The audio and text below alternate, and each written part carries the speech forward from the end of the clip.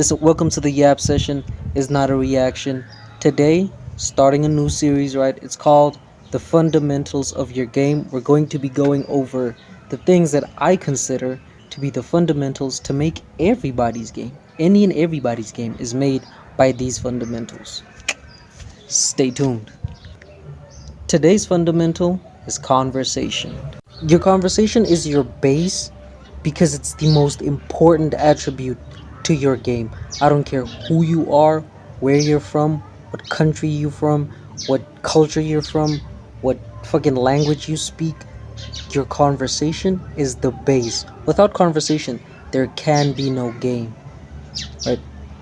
And I know you think, oh, some of you think, oh, but what about handsome guys? Da-da-da. I'm talking about actual game, bro. I'm talking about actual game. Actual game. I'm not talking about, oh my god, she thinks the guy is handsome, so she's just letting shit slide. If that's your life, you want to complain about handsome guys, leave the video now. Also, subscribe. You should subscribe. Moving on. And the reason you need to work on your conversation is for one thing and one thing only, man. Without conversation, you can't really connect with people. You can't figure out their personalities. You can't figure out what they like, what they don't like. You can't figure out how they think or why they think the way they think. So you need to be able to have a conversation with somebody. And conversations don't really work if there's no sense of genuine curiosity from you, if you're not intentional, if you're not actually willing to listen to the people that you're speaking to. Conversations don't work if you're not listening. So the base of the conversation, in order to learn about somebody, you need to start somewhere. Where do we start? Questions, right? Just simple questions, right? And with questions, you have to start with the right question at the right time with the right person. For example, if you're at work with somebody and you go, hey, how come you don't have a boyfriend? How come, what do you think is important in a relationship? That doesn't make sense now, does it? We're at work. Why are we talking about these things?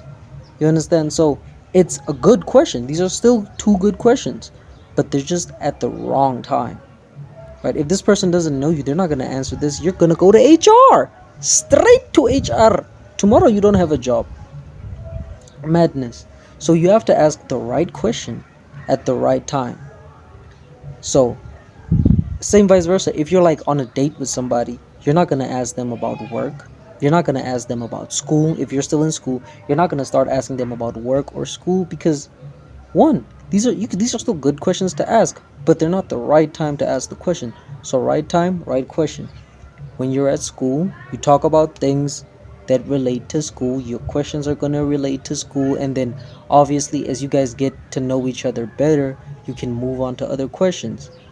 But if you're on a date with them, you're not asking about school.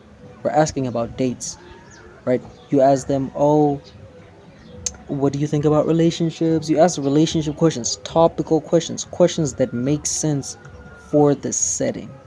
When you're having these questions about someone's dating preferences or their opinions on dating, make sure that that conversation stays personal and it doesn't get too general or too broad.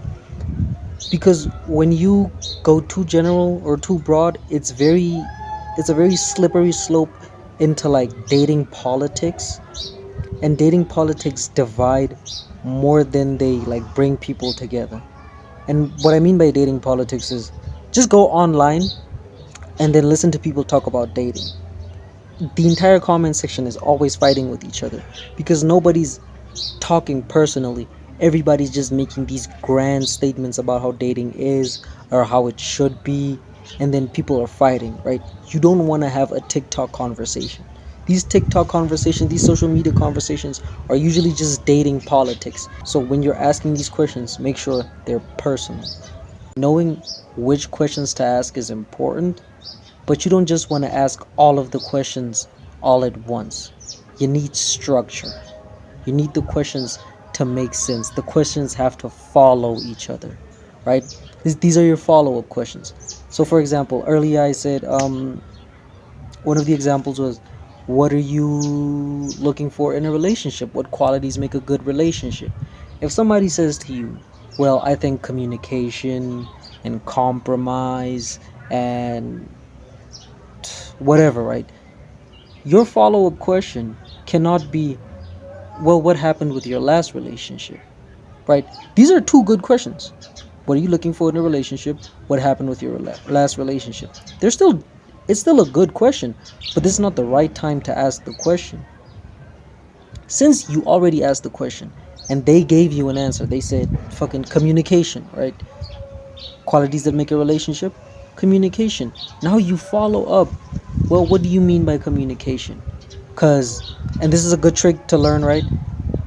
Sometimes before you ask a follow-up question, you might want to give your interpretation of what they mean. So if someone says communication, you could be like, well, this is how I see communication, like da da da da da, and then you state how you see communication, how you feel like is the best way to communicate to you, and then you ask, is that what you mean, or do you mean something different?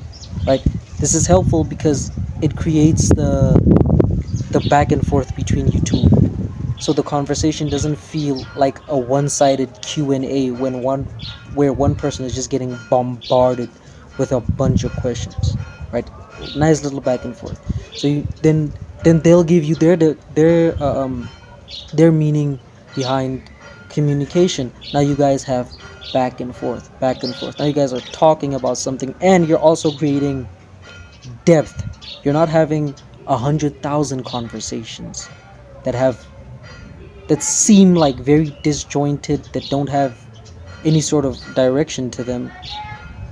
You're asking one question, and your follow-up question is based on what they're saying, so they know that you're actually listening to them, you're actually paying attention, right? It makes no sense for you to go, oh, this question and then this question and this question and this question and this question, even if they're all still on topic, even if they're all date appropriate questions. Like, you guys are essentially talking about everything and nothing at the same time. You feel me? So that's why it's important to stay on topic when you ask a question. They say communication. Oh, this is communication. This is my version of communication. This is their version of communication. This is a compromise we could come to. See, now you're creating depth. You're creating depth. You're going deeper and deeper down the rabbit hole. And the easiest way to give yourself this avenue to just go down the rabbit hole is to listen. This goes back to what I said earlier. Curiosity. You need to actually be curious about learning about somebody. You have to be curious about them. You have to listen. And listening is the most important skill in every conversation. Because I know you've also probably dealt with this, where you ask somebody a question, and then as they're answering, you're thinking about the next question that you ask, or the next thing that you want to say, but you're not listening to them. You're like, oh shit, what do I ask now? Don't think about what are you going to ask next. Listen to them, right? Don't ask yes or no questions. You ask a question with some substance to it to give you an answer. Then you listen to them. Listen to them speak. Because if you're listening to them speak, they're going to give you something else to talk about, something else to ask about. Instead of you thinking about, oh shit, what do I say next? You just listen to the person speak, and then as they're speaking, you can just bounce off their answer. Now there's a good back and forth between you. There's seamless transition between the questions that you're asking. You're on topic, you're stable, you're safe. Another reason why it's very important to listen to somebody is, if you're listening to somebody, is you're paying attention to them. You're paying attention. And paying attention is important because you can gauge where you're at in the conversation, right? If you can usually tell by how they answer or whether or not they answer how comfortable somebody is having a conversation. This is why you have to listen. If they're hesitant, if they kind of freeze when you ask them a question, it might be a good idea for you to move on from the question or skip the question. This is why you have to listen. You should always be listening. Pay attention. And that's the end of the vid. If there's something that you would like me to explain in further detail, don't hesitate to let me know in the comment section. Peace.